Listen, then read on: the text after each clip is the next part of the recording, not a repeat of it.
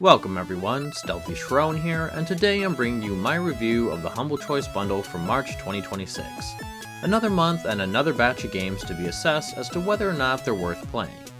Before I get too ahead of myself though, let me know what you think of this month's bundle in the comments below.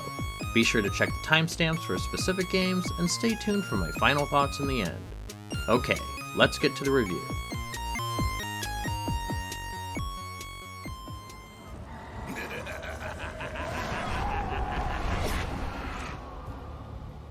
Witchcraft! Shoot 'em! Kill 'em all! Starting us off is Hard West 2, a tactical turn-based strategy set in a Weird West world.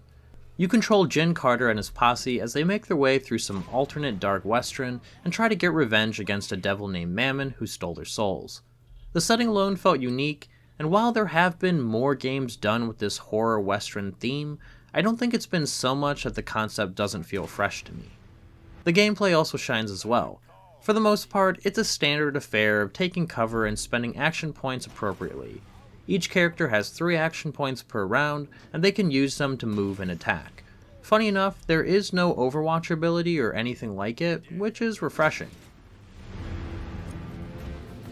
In its place is the bravado mechanic, which encourages aggressive but well thought out gameplay.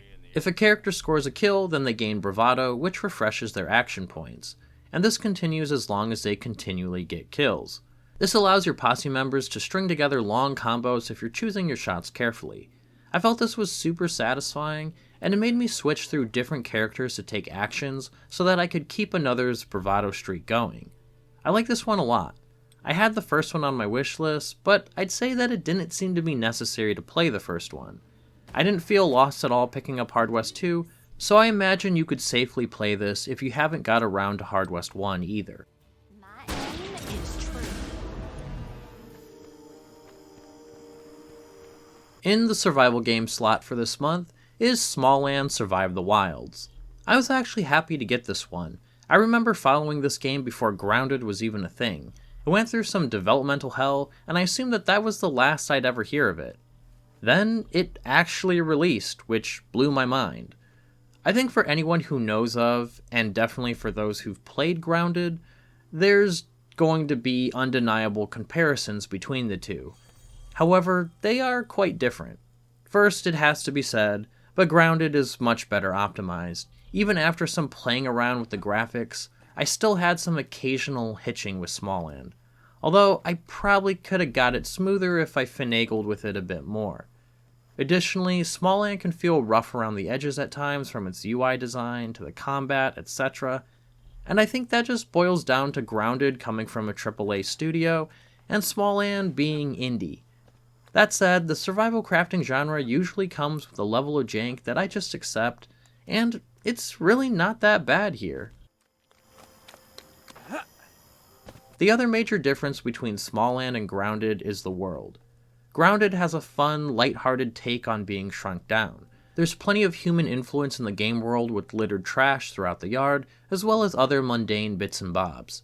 In Smalland, it's more of a fantastical setting with small people spreading forth to re-inhabit the overland, as they call it. There are various camps scattered throughout with different inhabitants, and much of the forest that you explore, or from what I've seen, is largely untouched by humanity, as if humans don't really exist in Smalland anymore, and only nature remains with the sparse remnants of what came before. Basically, if you were on the fence with Smalland because you've already played or are playing Grounded, then I'd still say maybe give it a chance. If survival crafting games aren't your thing, then this probably isn't going to win you over unless you really love the idea of the setting.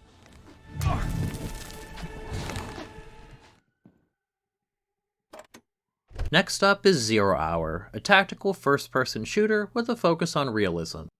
Players take the role of a SWAT team member that needs to defuse high-risk situations.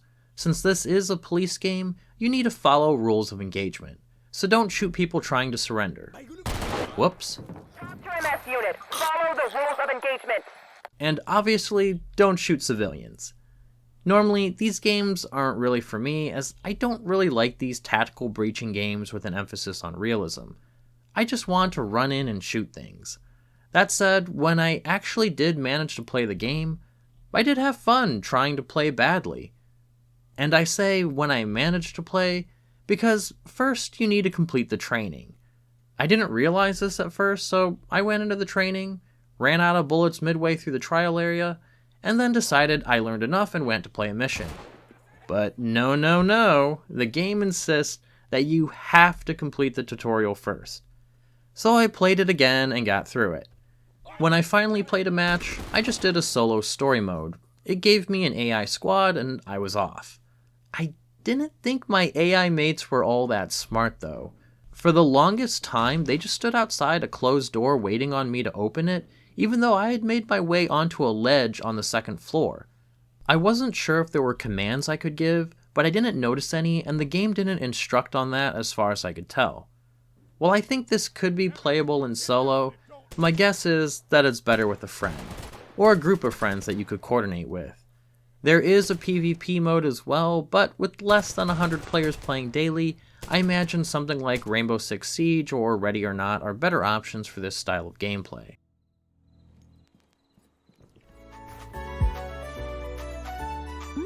Wow, so this next one wrecked me. Bread and Fred is one of those multiplayer games where you're tethered to your friend with a rope and need to coordinate movement and jumps together. In this one, you play as a penguin duo trying to climb a mountain. At first glance, it's deceptively cute, but don't let that fool you because it's insanely difficult. Even just trying to clear the first swinging obstacle took several tries for my wife and I. This was the first game where I actually didn't. No, I couldn't play through the entire hour. We put about half an hour into it before finally throwing in the towel. Honestly, if I tried to tell you the words I used to describe this game while I was playing it, well, they wouldn't have been PG-13. That being said, I found out that there were assist options in the game to make it easier on players, so we did go back and half-heartedly played with the assist options on for a bit. There was the ability to make grabbing easier when they lodged their beak into a wall as a piton, one that allowed you to pull up your friend, although we could already do that, so maybe it was enabled by default. One that lets you place checkpoints, so if you fall, you could just reload the checkpoint rather than climb your way back up. And then there's the infinite jump. This lets you bypass a jump, or jumps that you feel are too difficult, or just bypass the entire game. I think those options are great, but at the end of the day, the game just wasn't for us. If you like these cooperative physics-based games, then yeah, it's probably solid as long as you don't mind the difficulty curve. There is also a single-player version of the game, which I didn't try, and wouldn't wish that kind of hell on my worst enemy. Assuming you're not just jumping through everything anyway.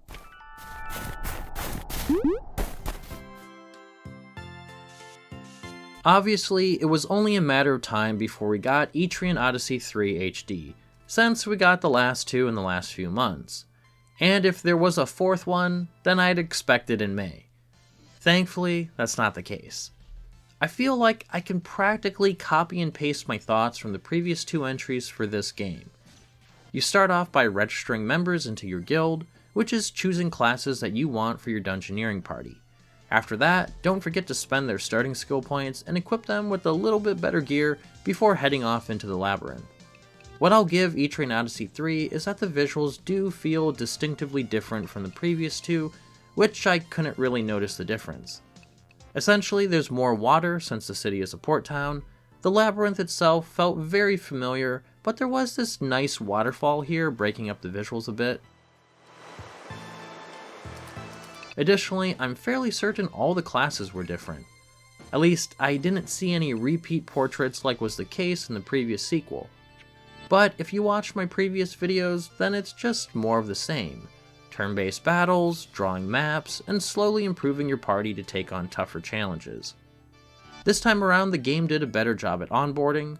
Not sure why it took them 3 games to do that, but better late than never.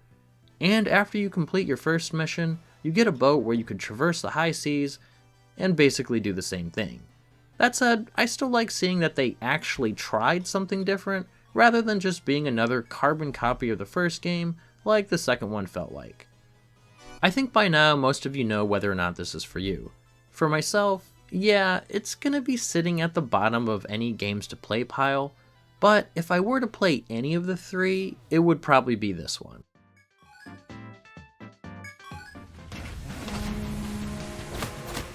Going to be upfront this time around after we just got a game like this not that long ago, being Wizards of Legend 2, but no, I have not played Hades 1 or 2 yet.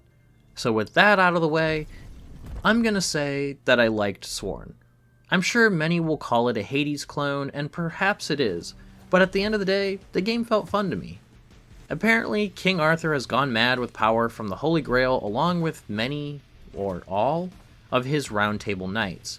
Merlin is using you, a Soul Forge, to act as his proxy and fight to restore Camelot. This involves going through run after run and incrementally improving your stats and unlocking new weapons, spells, and characters to play as. Normally, not my cup of tea. However, I really like the combat in this game. I thought it was very fluid, but like Wizards of Legend, not anything groundbreaking. There are various buffs you get from different powerful fae that add things like elemental damage, or stagger, or weakening enemies, etc. But it was fairly typical. You have a light attack, heavy attack, a spell, which is usually ranged, and a dash. Overall, my feelings for Sworn are about the same as Wizard of Legend 2. It's fun, but it doesn't really impress me enough to think that I'd be coming back to it. Or certainly not before I play Hades, which is also sitting untouched in my library. Although, I will say that I like the setting in Sworn a lot more than the very bland setting in Wizard of Legend.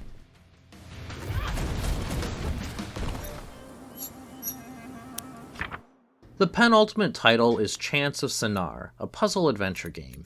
Visually, the game is striking and cohesive in its aesthetic, which helps to set it apart. Although, it's the puzzle solving that is its most unique aspect. Normally, when I see the word puzzle, I'm immediately going to think I won't like the game, but luckily that wasn't the case here. Inspired by the story of Babel, you're exploring this large tower and uncovering its secrets. Written on the walls and spoken to you by the inhabitants are runes. Using context clues, the players has to figure out what's being said. Initially, you could write down what you think each glyph means so you could try to make sense of others. However, at certain points, the game presents you with a couple pages of illustrations, and you need to match the right runes to the pictures. If your hunches were close, then it shouldn't be too hard to figure out and get the true meanings. Otherwise, you might need to search around a bit more for some additional context. There seems to be some other types of puzzle solving, but the language deciphering was the primary one. I thought it was really clever. The game goes far enough to give the player actual meanings to help with clearing things up, but gives the player ample time to think things through and figure out their own meanings. I'm unsure how much more of this game I'd really play despite the praise. I was getting to a point in my hour where I was getting overwhelmed with the number of new runes I needed to decipher. Additionally, according to the Steam page, there are multiple languages to parse, which sounds daunting. Despite this, it was one that will definitely stick with me, and I would recommend it to others if they're into this kind of game.